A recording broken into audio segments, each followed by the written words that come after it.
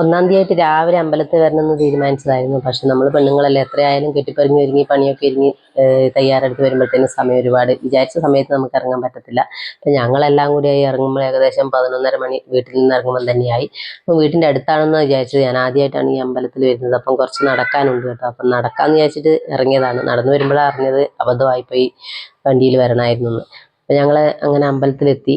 അപ്പോൾ അവനെല്ലാവരും മണി മുട്ടുന്നുണ്ട്, അവനും മണി മുട്ടണം എന്നുള്ള വാശിയായി. അപ്പോൾ അങ്ങനെ ഞങ്ങൾ അവരെ മണിയൊക്കെ മുട്ടിച്ചിട്ട് ഞങ്ങൾ നടയിലേക്ക് മാറി നിന്നു. അപ്പോൾ ഇന്ന് ഒന്നാം തീയതി ആയതുകൊണ്ടാണെന്ന് തോന്നുന്നു കുറച്ചധികം ആൾക്കാരൊക്കെ കാണുന്നുണ്ട്. അപ്പോൾ ഇതൊരു ശിവൻ്റെ അമ്പലമാണ്. അപ്പോൾ ഇതിൻ്റെ ബാക്ക് വശമൊക്കെ കായലാണ് കേട്ടോ. അതിൻ്റെ സൈഡ് ഭാഗമൊക്കെ കായലാണ്. അപ്പോൾ അതിൻ്റെ അടുത്താണ് ഈ അമ്പലം സ്ഥിതി ചെയ്യുന്നത്. അപ്പോൾ ഞങ്ങളങ്ങനെ കുറച്ച് നേരം അമ്പലത്തിൽ ഇരിക്കാമെന്ന് വിചാരിച്ചു. അപ്പോൾ മോന് പുറത്തേക്ക് പോകാനുള്ള വാശി പിടിക്കാൻ തുടങ്ങി. അവന് കുറച്ച് നേരം നടന്നതുകൊണ്ടുള്ള ആ ഒരു മടുപ്പ് ഉണ്ട്. അപ്പം ഞങ്ങളവിടെ കുറച്ച് നേരം അതിൻ്റെ അകത്ത് തന്നെ ഇരുന്നു. പക്ഷെ അമ്പലത്തിൻ്റെ അകത്ത് ഇരിക്കുമ്പോൾ നമുക്ക് ആ ഒരു മനസ്സിനുള്ള ഒരു സുഖമൊന്ന് വേറെ തന്നെയാണ് കേട്ടോ. അപ്പോൾ കുറച്ച് നേരം ഞങ്ങൾ അവിടെ ഇരുന്ന് അവിടുത്തെ ഇതൊക്കെ കണ്ട് കുറച്ച് ആൾക്കാരെയൊക്കെ കണ്ട് ഞങ്ങൾ പിന്നെ കുറച്ച് നേരം പുറത്തേക്ക് ഇറങ്ങാമെന്ന് വിചാരിച്ചു. അപ്പോൾ പുറത്ത് ഇതുപോലെ പുറത്തും ഉണ്ട് കുറച്ച് വിഗ്രഹങ്ങളൊക്കെ കേട്ടോ. വലിയൊരു അമ്പലമൊന്നുമല്ല, ഒരു ചെറിയൊരു അമ്പലമാണ്. പക്ഷേ ഏകദേശം ഒരു 5-8 വിഗ്രഹങ്ങളോളം അവിടെ ഉണ്ട്. ഞങ്ങളവിടെ കുറച്ച് നേരം ഇരുന്ന്. ഇവിടെ വേറെ പ്രത്യേകിച്ച് പ്രസാദമോ കാര്യങ്ങളൊന്നുമില്ല കേട്ടോ. അപ്പം നമ്പൂതിരിമാർ തരുന്ന ഒരു പൂവും ഒരു തീർത്ഥവും മാത്രമാണ് ഇവിടുത്തെ പ്രസാദം. അപ്പം ഞങ്ങളതൊക്കെ വാങ്ങി പുറത്തിറങ്ങി കേട്ടോ. അപ്പോൾ പുറത്തിറങ്ങിയതിന് ശേഷമാണ് അവിടെയും പിന്നെ ഇതുപോലെ തൂണിനൊക്കെ വാഴയൊക്കെ കെട്ടി വെച്ചിട്ടുണ്ട്. അപ്പോൾ ഇവിടെ പുറത്തൊരു കല്ലിൽ കുറച്ച് വിഗ്രഹങ്ങൾ ഇരിപ്പുണ്ട്. അപ്പം ഞങ്ങൾ അവിടെ ഒന്ന് പ്രാർത്ഥിച്ചു.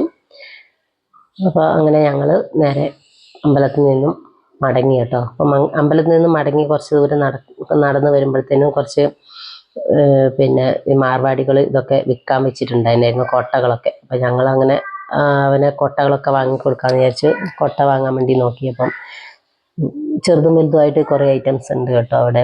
അപ്പോൾ 250 രൂപയൊക്കെ പറഞ്ഞ് ആദ്യം. ഇതിൽ ഞങ്ങൾക്ക് കുറച്ച് നേരം അവിടെ നിന്ന് വിലയൊക്കെ പേശി. അപ്പോൾ ഞങ്ങളത് 120 രൂപയ്ക്ക് വാങ്ങി കേട്ടോ. അപ്പോൾ ഒരു പ്ലാസ്റ്റിക് കൊണ്ട് മടഞ്ഞ കൊട്ടയാണ് കേട്ടോ. അതിനൊന്നും നിൽക്കൊന്നുമില്ല, എങ്കിലും ഒരു ഭംഗിയുണ്ട് കാണാൻ. അപ്പോൾ അത് കണ്ടപ്പോൾ എനിക്ക് തോന്നി ഒന്ന് വാങ്ങാമെന്ന് വിചാരിച്ചു. ഞങ്ങളങ്ങനെ നടന്നു വരുമ്പോൾ വേറൊരു അമ്പലമുണ്ട്. അപ്പോൾ ഈ അമ്പലത്തിൽ ആൾക്കാരൊന്നുമില്ല കേട്ടോ, വലിയ തിരക്കോ കാര്യങ്ങളൊന്നുമില്ല.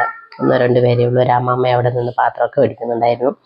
അപ്പോൾ ഇവിടെ ഉണ്ട് കുറച്ച് വിഗ്രഹങ്ങളൊക്കെ ഉണ്ട്. അപ്പോൾ അവിടെയും ഞങ്ങൾ കയറി തിരിച്ച് ഞങ്ങൾ നേരെ അവനെന്തെങ്കിലും കഴിക്കാൻ വേണമെന്ന് പറഞ്ഞു. അപ്പോൾ ഐസ്ക്രീം മതിയെന്ന് പറഞ്ഞു.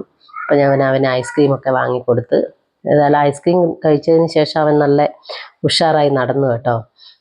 അതുവരെ അവന് ചെറിയൊരു മടിയൊക്കെ ആയിരുന്നു നടക്കാൻ. അപ്പോൾ ഐസ്ക്രീം കിട്ടിയതിന് ശേഷം അവനൊന്ന് ഉഷാറായി. അപ്പോൾ ഞങ്ങൾ കോട്ടയൊക്കെ വാങ്ങി ഐസ്ക്രീമൊക്കെ കഴിച്ച് നേരെ തിരിച്ച് ഞങ്ങളെ ശ്രീറാം സ്മൃതിയിലേക്ക് എത്തി കേട്ടോ. അപ്പോൾ ഞങ്ങൾ അവിടെ എത്തിയതിന് ശേഷം ഫ്ലാറ്റിലേക്ക് കയറി. അപ്പം നേരെ കയറി പോകുമ്പോൾ തന്നെ അവന് ലിഫ്റ്റിൽ കയറുമ്പം തന്നെ അവന് ഞാൻ ഞെക്കണം അകത്ത് ഞാൻ ആദ്യം പ്രസ് ചെയ്യണം എന്നൊക്കെ ഉള്ള ഒരു വാശിയാണ് അവന്.